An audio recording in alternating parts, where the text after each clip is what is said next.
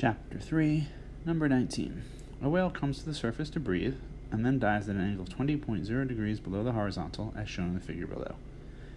If the whale continues in a straight line for 215 meters, how deep is it, and how far away has it traveled horizontally? So we are looking for, I'm going to call it, we got to pick what we mean by it. So I'm going to take the nose, and then call that H, how far below. And then we also need to figure out how far it's traveled. And I'm going to call that S. You can call it whatever you want. You can call it S. Maybe I should write S here. And we know that's a right angle by construction and by definition. So really, to recap a little bit, we have H downward. We have S over. We are given this distance, which was 215 meters, and we're given this angle, which is 20.0 degrees, and that's a right angle.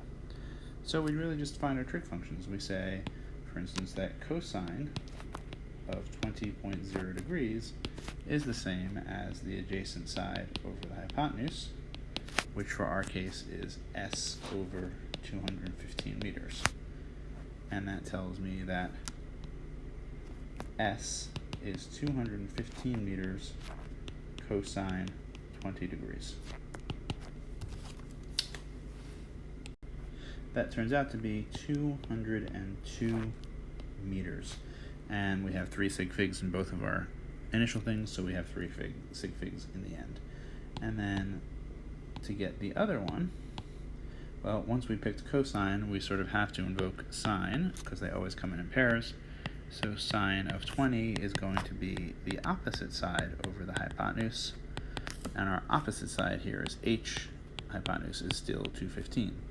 And that allows me to solve this to say that h is 215 meters times the sine of 20.0 degrees, which is 73.5 meters to 3 sig figs.